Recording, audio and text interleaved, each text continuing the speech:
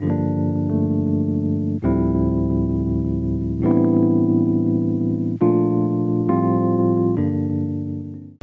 yo, what's going on, y'all? It's your boy Splash Catch from the Wide Body Texan, and you here with True Tuesday, where we keep it real with the ugly truth and never the pretty lie. I'm here with that boy Izzy Bake Oven, you know, the owner and host, founder and host, that's a little bit better worded, the founder and host of the PSA Men's Mental Health Podcast. Over 1,000 subscribers, over 1,000 videos posted, and tens of thousands of views. So, Izzy, how would you like to introduce yourself, my man? I think that was a pretty good introduction. That's one of them Shannon Sharp introductions. You pretty much hit the nail on the head. Host PSA the Mental Health Podcast. A podcast is catered to young men who millennial men who struggle with making healthy decisions. I said recently, actually, that I said this podcast is the antidote to decision fatigue, and decision fatigue is just struggling to make healthy decisions. And owner of my own ghostwriting service, PSA the Ghostwriting Solution, which started as a homework business and now has elevated into social media content, working for agencies, CEOs, doing different newsletters, all that good stuff. Absolutely. So you talked about the ghostwriting, and I actually want to ask you about that because I saw that on the page when I was doing research for the interview, that you do ghostwriting for scripts or just taglines, a bunch of different work and plans. Where did that passion for English and literature come from? And do you feel like that played a role into how you made your way into podcasting? So looking back, the ghostwriting service, although it didn't have a name until 2023, it's the podcast and the ghostwriting service started kind of around the same time. So the podcast started in 2018, and the ghostwriting service with the no name was started in 2017. And so basically, I remember in college we got picked up by this place called the Odyssey at TSU, Texas Southern, and it was a bunch of writers on campus, and we used to write articles for them for a few weeks. We did that for a little minute. Dope. I appreciate it. And it just kind of, things stopped. And then I know I graduated college. I had a job. I quit. I was about to get fired, but I quit. That's the best way to do it. No, looking back, I should have them fired me so I could have gotten employment. But either way, I needed some more money. And like I had did homework a little bit in college, but like at that point, it was like I really needed some money. So that's when I just started going heavy with doing homework. You know, essays. That is a grind in college. Yeah. Not when I participated in. Essays, discussion boards, and then for years it went into full classes, you know, projects, PowerPoints. You know, I basically was these people. You know, I had their logins. I would, you know, respond to emails, ask them, you know, so it was a whole thing. And then in the last year or so, I got. You're not a ghost writer. You a ghost person. You like a shadow clone. I guess that's what you want to call it. But it kind of elevated, and I started working with a big mental health influencer and therapist who solicited me to. Was this through the writing? Well, technically, yes. Was this through, like, yeah, okay. So I knew him personally, but he needed some stuff done for his PhD. I don't want to say his name, but I did his PhD stuff. And then it went into like, man, you really doing this. So now I'm ghostwriting his book, doing some stuff for his company. And then it just kind of transitioned into other stuff. I'm doing technical writing for companies, English kits, designs. It's like I do it all. So you ever thought of like a pen name? You got like a secret, you know, like an alias? Well, no, because the ghostwriting solution, everybody know what I do. So I'm like that known hooker, the one everybody knows she a hoe, but don't nobody know who she messed with. That's what it's like. Okay. Like, very good analogy, I feel like. Yeah, I'm an analogy person. Very Houston analogy as well. Oh, I ain't from here. So. I was saying, where are you from? I'm from St. Louis. You're from St. Louis? Yeah. St. Louis. So, I mean, this is a little bit off topic, but, you know, what do you feel about Nelly's state in hip-hop and, like, his lack of respect as a legend in the game? Because, I mean, Nelly went diamond. You know, it's crazy that he don't get the respect, but see, back then, he used to get the respect. Yeah. That was my first favorite rapper. Yeah. Well, see, and then I remember even in interviews, he made the comment about like how he was dropping albums when Nas was hot, Jay-Z was dropping regularly. Yeah. So, and he was keeping up with them. So now it's like. He was surpassing them. I mean, in sales at least. Right. So I think it's interesting. I feel like now he's starting to get that acknowledgement, even when like Ludacris and him had that. The rap battle, not the rap battle. What was it called? The Versus. The Versus. I remember even then. People are surprised by how many hits Nelly had.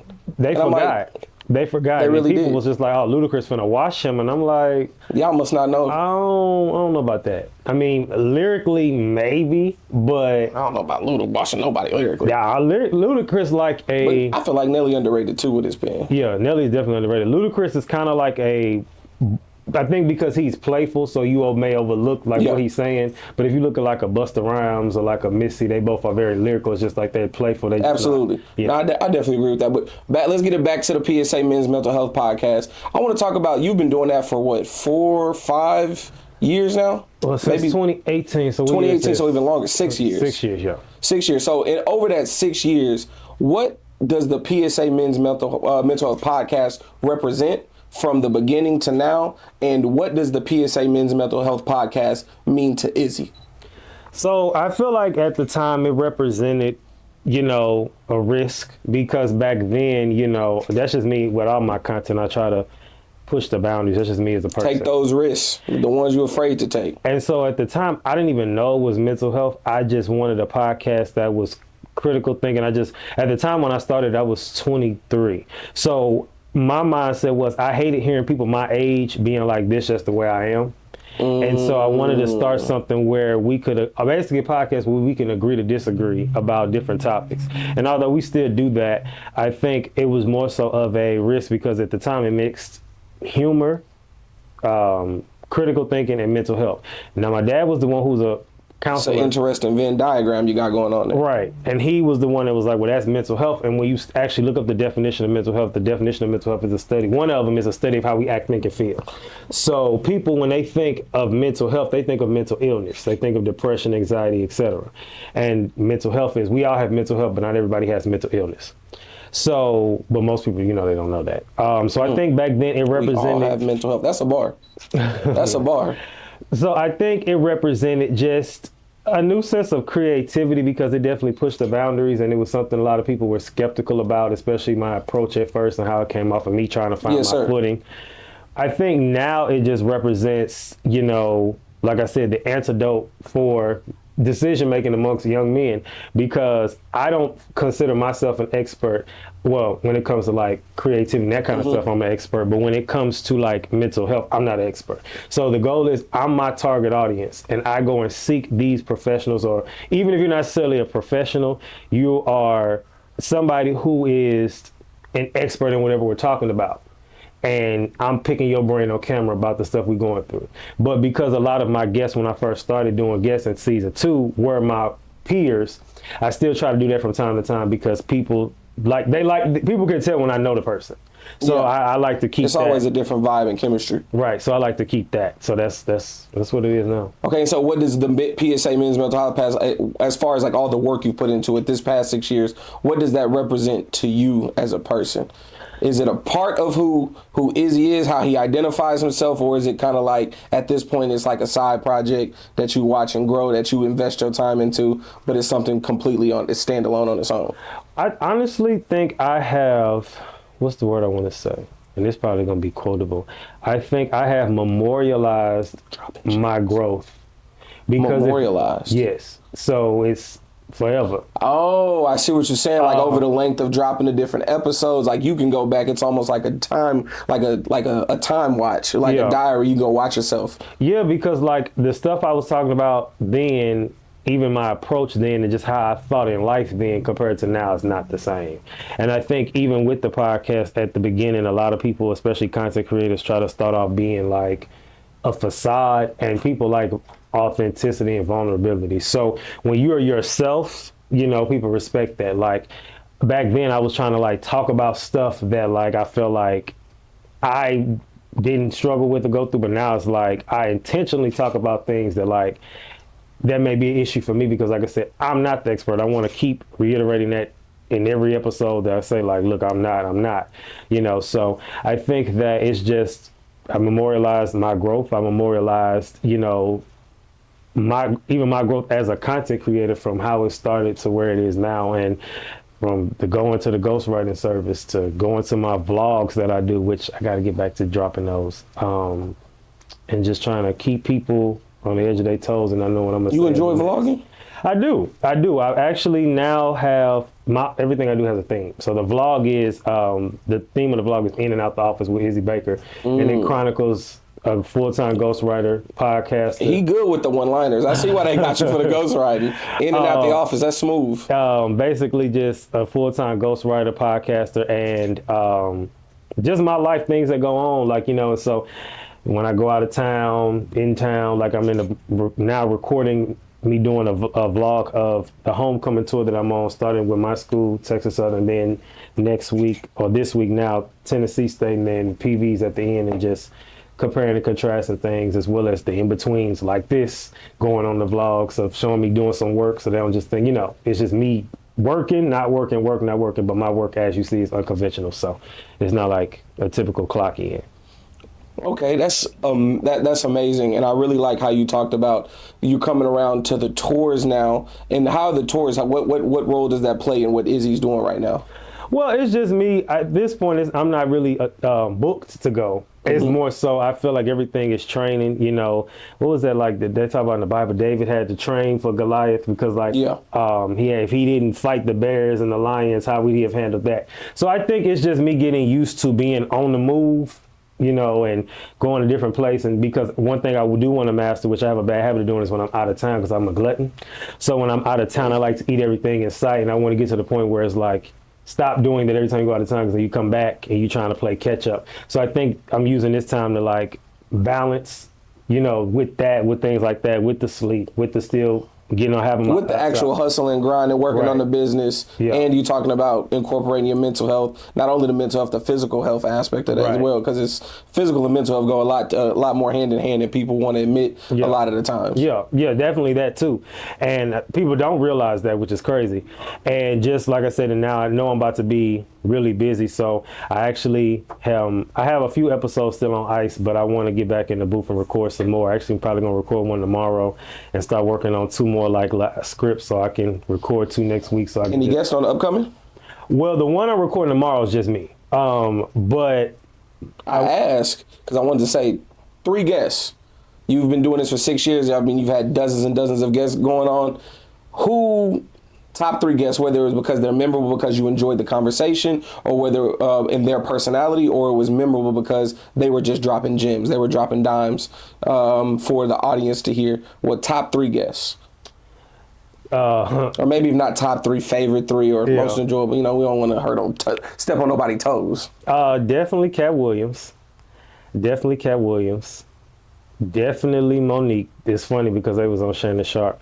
But one that people might be shocked by is I actually want to interview Charlamagne. A lot of people don't like Charlamagne. I like people who are unapologetically themselves, and that's the type of person I am. So like, I feel like I can agree with that. Charlamagne, I feel like he rubs a lot of people the wrong way, but in a sense, I feel like he garners your respect because he's not afraid to stand on what he believes in and say what he say. And I don't agree with everything he said. That's 100% true. But he's just unapologetically himself. So you said Kat, Monique, and then Charlamagne would be the third whenever that does happen. Yeah, correct. Okay, so I hear you talk about the ghostwriting. You got your own podcast. You're good in front of the camera.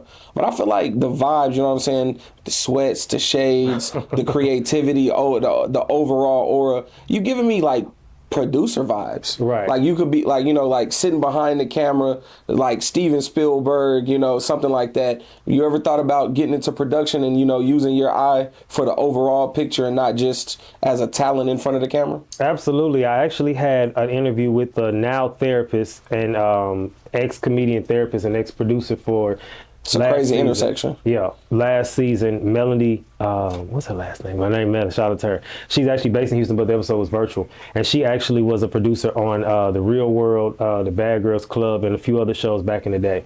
And so being a producer in the height of those types of shows, she even said, like, I've never seen a podcast produced like this. And so, and this is somebody that's worked in real production on real, you know, mainstream shows. Oh. So definitely so. Big chops from a big wig. Right. And so I'm the type of person where I definitely, like I said, I can do both. And I want to, and I see that, I tell people all the time they should try this, they should add this, only because I know how to get stuff riled up. even recently, we just did a virtual panel for the ending of my mid-season series, the As a Man series. And I had 3 different people on there who didn't know each other, and we were all having a conversation about the topic at hand. Now, that was just a soft one. I want to do one where I'm going to end off the season with it, so y'all get a teaser with that, where I'm going to ensure that everyone is drastically different. And I want people to end off asking me for these people's numbers because they want to fight. They're not gonna actually fight, but I mean, the last episode you dropped had a pretty controversial guest on there. Okay, you saw it? Yeah, of course. We gotta be tuned in. We're True Tuesday. Like what? With Isaiah Dillon? Isaiah, the name twin. Yeah. Okay. The guy who's over in Turkey right now, who does like the fitness coach and health coaching and stuff like that. And said fat people are the most selfish. Oh yeah, bro. He was in there hard. He was trying to hit me where it hurt, but I feel like I understand where he's coming from a little bit. Yeah, I mean, I get it. I mean, as somebody who I didn't lost 60 pounds, but I still like to eat, so I get what he's saying for sure, because we do live in a society where things that are normalized shouldn't be normalized. Now, people been fat, but the issue is like the mukbang stuff. Them people dying, like them people are having heart attacks and all types of stuff, and absolutely people do anything for content. And so, I mean, you gonna be a glutton and you gonna eat, but just sloppy food all on your mouth. I feel that. Okay, so we're gonna take it away from the food. We're gonna take it away from the food. I do want to get into talking about the podcast and what you have coming up. I know you said you got 1 episode on ice. You're shooting another episode tomorrow. Is there anything big you have coming up with the podcast that you'd like to maybe sneak peek or tease for the people? So I kind of briefly mentioned it, but I don't really think it got the headway deserved, the headline, whatever. Anyway, so we just did my mid-season series, the As a Man series, and we're going to be bringing it back for volume 2 at the end of the season, for the end of the last season, the end of the season series. So it's going to be like a separate entity, and still coming with those topics, and that's going to feature the panel of everybody who's came through the season? No, it's just gonna be maybe 4 to 5 people who I know can bring it, and it's gonna be, and I'll have different opinions. I got that inspiration. To be the best creator, you gotta watch creatives. Yes. So Anton Daniels is big on that. I'm not sure if you're familiar with him. He's big on having those panel discussions. Who else is good with that I like to watch? Harley Initiated podcast, that's really good with that. So I like that kind of like, somebody in the room is gonna say something that's gonna trigger this person, and that's when I don't really get too much involved. I say a few comments here and there, but I let them. You don't play peacemaker. You just like, let's y'all duke it out. Well, verbally. That's the day I'm the on-screen producer and moderator, so it's kind of like I want it to be a mix between the DNC and a Love and Hip Hop reunion. I see it. So I mean, what I know you talked about having a producer with the Woman on Bad Girls Club. You talked about the DNC, the Love and Hip Hop reunion. What role do you feel like, real quickly, because we are running short on time right now. What role do you feel like the current like live TV or reality TV is playing in people's mental health right now? It's terrible. And also with the brain fatigue, the decision fatigue that people are suffering. Well, it's terrible because I actually talked about it with Tay on my first episode of the season. And we talked about that because stuff speaks to your subconscious. I don't care how strong of a person you are. So you constantly watching baddies and reunions, and you constantly watching all that stuff. And like I said, everything is okay in moderation. And the second time somebody piss you off, you about to go throw a drink on them. You're going to go think you can hit them. And it's like, you think that that's okay. And over time, that's going to lead you to making those decisions. Reality, a lot of that stuff is a production. Right. And that's the thing, too, because a lot of times it's you can tell. Even Melody, when she was a producer, she said, if a show is produced right, you don't have to do much. You just kind of have to follow everything. So, you know what I'm saying? So even with that, a lot of these times, these producers will be in situations like this conversation, which is just be me and you. The producer will have to say, okay, talk about this. Okay, now do this. Because you didn't produce it right. The right people, they're going to get it going. They're like the spark plug. They show up. They ain't got to do much. They know the right questions to ask. They know the right things to flare people up if that's their goal. You know what I'm saying? A real one, I feel like, which is me, could just come in, just kind of peep the scene, and then they know what to say. They know what's going to get the people going. They know what's going to get the conversation going. So that's why they have that term now, the on-screen producer, because they have those people who own them shows that are cast members, but then they try to like stir stuff up on purpose. Stir the pot. Yeah, on purpose, because, They make it work. Yeah. Well, Izzy, man, I appreciate you for your time. Can you go ahead and tell the people where they can find you at on the socials? All right, so thank y'all for having me. You can find me at anywhere on Instagram at Instagram, TikTok, and YouTube _Izzy Bake Oven. The podcast, PSA the Mental Podcast on Instagram and TikTok. Also get into my LinkedIn. I've been doing a lot of articles on there lately. And also promoting for mental health content creators, influencers, CEOs, anybody in the mental health and wellness space. If you need anything ghostwritten, you don't have the time to do it, any type of promotion, PR, all that good stuff, I can write your stuff for you. And we got the prices and all that stuff on there too. So that's excellent. That's at _IZZYBAKEOVEN, correct? yes, sir. At Izzy Bake Oven. It's your boy Splash Ketchum. Thank you for joining us at True Tuesdays. Remember, where we keep it real with the ugly truth, never the pretty lie. My boy, it's been a pleasure. Yes, sir. Thank you for having me.